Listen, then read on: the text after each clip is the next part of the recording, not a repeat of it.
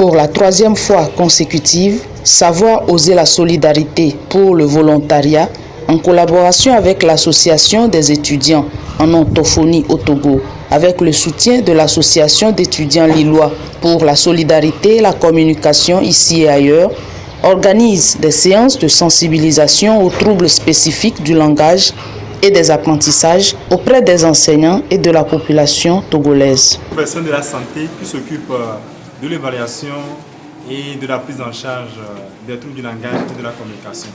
Donc l'orthophoniste, c'est ce professionnel qui traite les enfants, les adultes et les personnes âgées qui ont des troubles du langage et de la communication, des troubles de l'alimentation, les troubles de la voix et les troubles de la déglutition.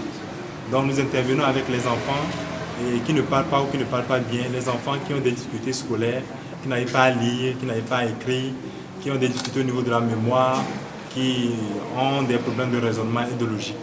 Nous intervenons également auprès des personnes sourdes, des personnes en situation de handicap, pour les aider à retrouver la communication. Ces troubles ont plusieurs causes. Donc ça se situe généralement au niveau de trois facteurs. D'abord, au niveau du cerveau. Pour qu'un enfant puisse bien se développer, il faut que le cerveau fonctionne et que toutes les structures du cerveau soient en bonne forme. Lorsqu'il y a une défaillance au niveau cérébral, ça peut conduire à un trouble du langage et de la communication. Il y a également les organes de l'audition de la parole.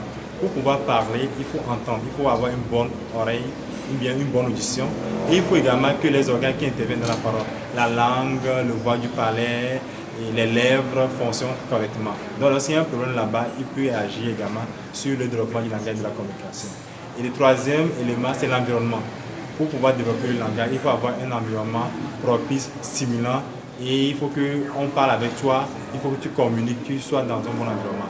Lorsqu'il y a un problème au niveau de l'environnement ou bien au niveau affectif, ça peut également agir sur le développement du langage et de la communication. L'information a été lancée lors d'une conférence de presse organisée ce vendredi 13 juillet 2018 à Lomé.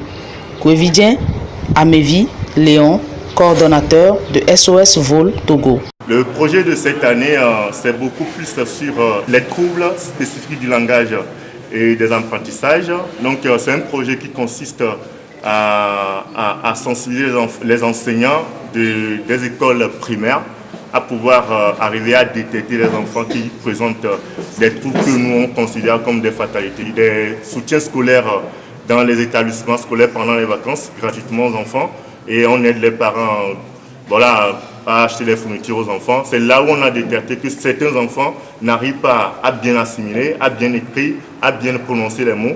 Et là, on est approché des spécialistes orthophonistes. Et déjà, l'association est déjà en partenariat avec les étudiants de l'orthophonie de Lille en France depuis 2012, d'où la naissance de ce projet, quand on a approché les orthophonistes au fait. On est à la 3e édition, ouais, on a déjà fait la 2e édition l'année dernière. Donc cette année, nous sommes là pour faire le suivi de ce que nous avons fait l'année dernière et continuer à sensibiliser d'autres établissements. D'abord, nous avons commencé avec les sensibilisations dans les écoles, comme d'habitude, et le suivi dans les écoles qui ont bénéficié de la formation l'année dernière. Donc là, pour cette conférence de presse, voilà, c'est l'une des activités. Déjà, nous avons fait des émissions radio. Nous avons passé déjà à une émission télé avec Pélagie. Et après, nous allons continuer avec un gala de foot dans des villages de Ronouba, Ati, Outegle et puis Ronouba Seva. Une occasion pour les initiateurs d'annoncer la tenue prochaine du premier congrès des orthophonistes d'Afrique de l'Ouest prévu pour les 20, 21 et 22 août 2018. Emmanuel Etognon, président de la Fédération des orthophonistes d'Afrique francophone. C'est un congrès qui va rassembler les professionnels de la santé et de l'éducation de 15 pays d'Afrique, d'Europe et de l'Amérique. Nous allons réfléchir sur les troubles spécifiques du langage et des apprentissages, c'est-à-dire les troubles de la lecture, les troubles de graphisme, les troubles d'orthographe, les troubles d'écriture et également des troubles liés à la mémoire et à l'attention. Tous les troubles qui font que l'enfant n'arrive pas à réussir son cursus scolaire. Et aussi, nous allons réfléchir sur l'éducation inclusive en Afrique. Depuis plusieurs années, on parle d'éducation inclusive. Qu'en est-il de la réalité togolaise et de la réalité africaine? Est-ce que cette politique d'éducation inclusive est mise en œuvre?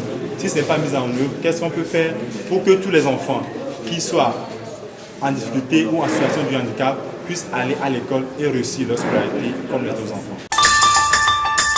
Pour tout besoin de publication, d'édition, de production audiovisuelle, de formation ou de web agency, une seule adresse, L'Œil d'Afrique Média, votre partenaire sur L'Œil d'Afrique. Gardons les yeux ouverts.